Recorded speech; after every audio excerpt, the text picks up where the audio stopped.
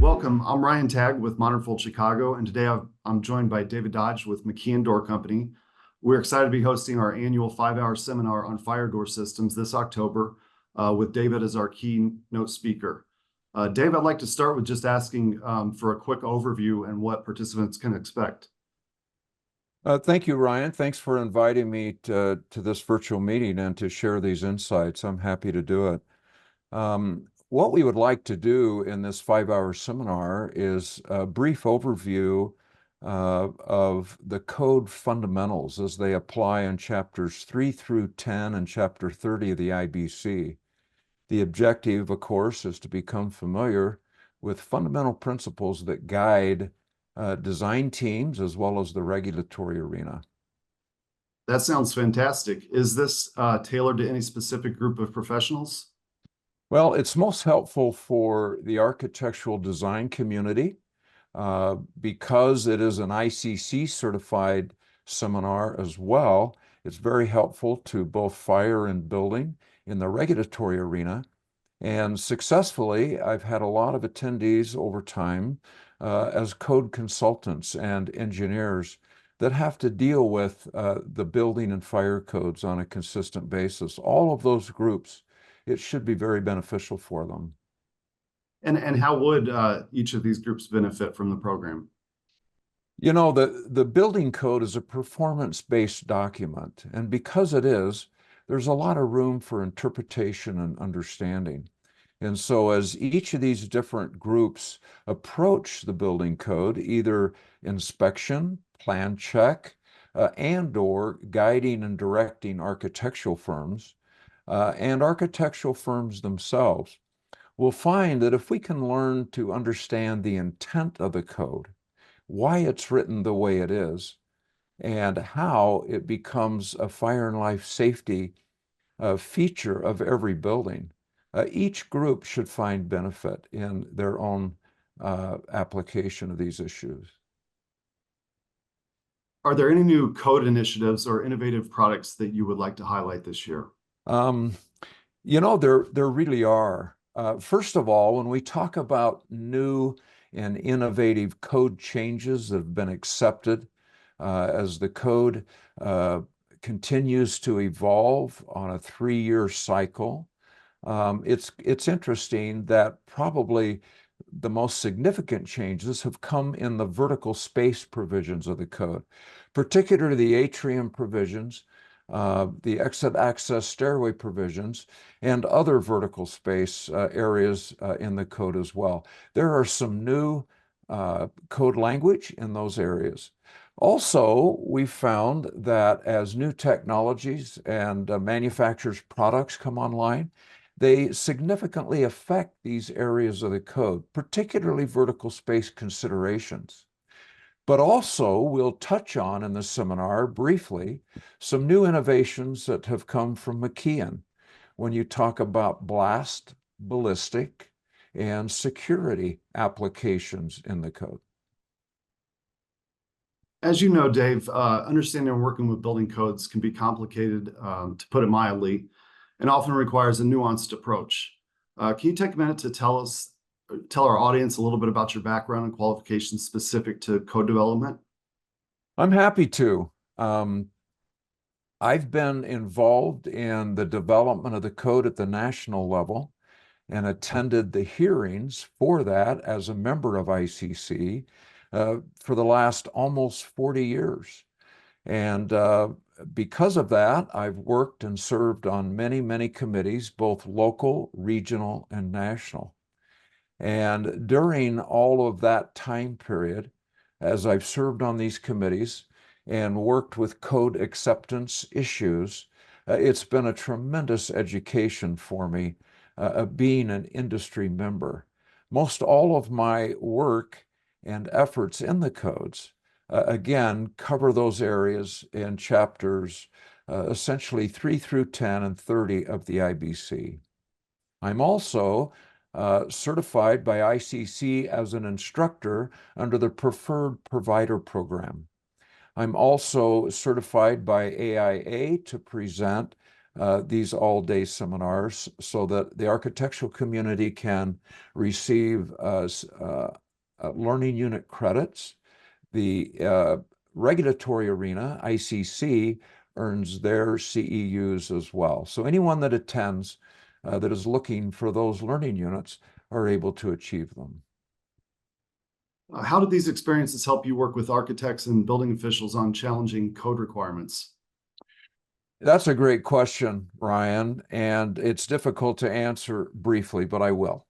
So as we look at the challenges of code acceptance, the most important thing we can do is learn the code based upon the intent and the purpose of the code. So the committees that I've served on, for example, in 1995 is when we began working at the national level to introduce the International Building Code, which has replaced the three model legacy codes from the past, BOCA Standard and UBC.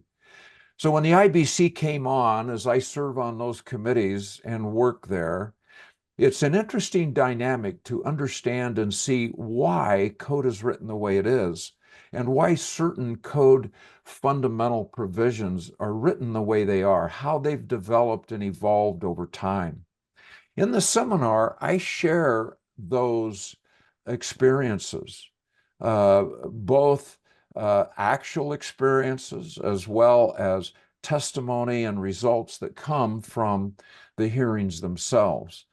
Those kinds of awarenesses and understanding of how a particular area of the code actually got to where it is, how it evolved, and why it says what it says is extremely instructional and helpful that I've learned over a long period of time. The result of that is I've actually written a 130-page textbook that goes along with the course. And that textbook addresses all of these fundamental code applications that design teams struggle with in order to maintain open, spacious designs and comply with the code. At the same time, provide the fire and life safety that is the intent of the code. So that particular document is kind of a summary of all of those years of dealing with these code issues and helping architects design according to the wishes of their client, but yet maintain the fire and life safety that the codes require. So I think that kind of experience is very helpful. It's much better to learn the why than just to simply be told, this is what you have to do. Many times we need to know, why do we have to do that? Why is it in the code? That's what I teach. That sounds very beneficial. Dave, how long have you been with McKeon Door Company and what made you decide to join their team? Yeah, I've been with McKeon 14 and a half years. It'll be 15 in January of 2025. And during those earlier years, as I was learning and understanding the code, serving on committees and working with all of these different regulatory officials, I had no idea, honestly, of the tremendous education I was getting in the whys and hows of the codes. Um, I had coached a lot of architectural teams through the years, and Joe McKeon himself sought me out. He felt like that the company has a great product line, very innovative, very proprietary. But he struggled to understand how and why the products sell so well. And he had been told that I could possibly help with that and perhaps help the distributor network as well as the entire company understand, okay, why and how are these products accepted in the code, and how can they affect design, and how can they affect the community when it comes to fire and life safety of building occupants. So it was an interesting proposition. We visited, and I came on board, and it's just been a great ride as we have taken these proprietary products and plugged them in to this new business model. How does McKeon's philosophy allow them to differentiate from other manufacturers and products on the market? Well, speaking as we did just a couple of minutes ago, there is a different business model. In other words, what I learned many, many years ago was that it's not about the product or the technology necessarily that is appealing to the architectural community. It's about having a resolve to a design problem. So a host of proprietary products labeled as wide span opening protectives, in essence, allow design teams to open designs and have spacious designs and to be able to meet the requirements of their clients and yet comply with the fire and life safety requirements of the building code. Or in other words, we're going to take wide span opening protectives. We're going to hide them in ceilings and walls, and they're only going to be in place when the building goes into alarm and is required to have separation. Well, how do we deal with that? How do we understand that? The business model is simple. We teach the codes, we teach the reasons for the codes, and then we offer solutions to the code challenges and problems. And so that business model is really has been very interesting and exciting, and is really the way that we're able to go to market with a very unique and proprietary product line. Could you share a personal story or insight about the journey of bringing these innovative products to market? Yeah.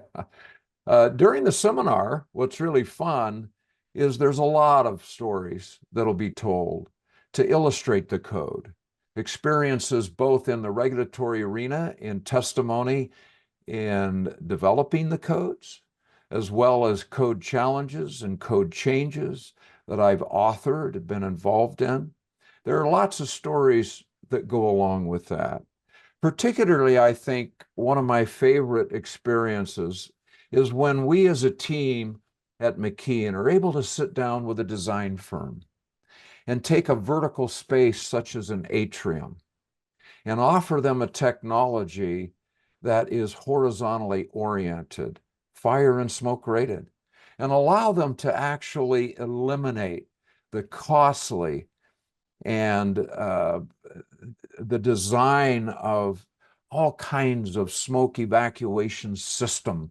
Not only the cost, but the ambiance of what that looks like. The building can be more open, less costly to build. As we go through those experiences with design firms and help them see ways to actually save lots of money, not only in the initial cost of the structure, but in the maintenance that it takes to maintain some of these fire life safety systems, particularly smoke evacuation systems. When we can help eliminate those things yet comply with the codes, it's richly rewarding because we know that we are offering fire and life safety to building occupants. And Ryan, may I add this comment as a footnote? We're not about selling technologies and products over and above the fire and life safety of building occupants. Our biggest concern at the end of the day, first and only, is that building occupants are safe. And our systems produce that, yet comply with what the codes require when there is a fire. It's very rewarding. It's fun to do, and it's exciting to be able to drive down the street in major cities, point out buildings to an onlooker or a passenger in the vehicle and say, hey, I helped design that. I made it a safer building. And it's been rewarding to know and understand the building codes, the fire and life safety provisions that drive the need for the safety of building occupants. Fascinating stuff, David. I'd like to end there for now, but we're looking forward to another awesome seminar in October. And thank you so much for your time today and your commitment to code development, compliance, and education. Thank you. I look forward to the seminar and to be able to share personal experiences. I teach in a little different way. It's not all about putting code on the screen and reading it. We get to tell stories. We get to look at the whys and the hows. Can't wait. Thank you for the opportunity. Thank you, Dave.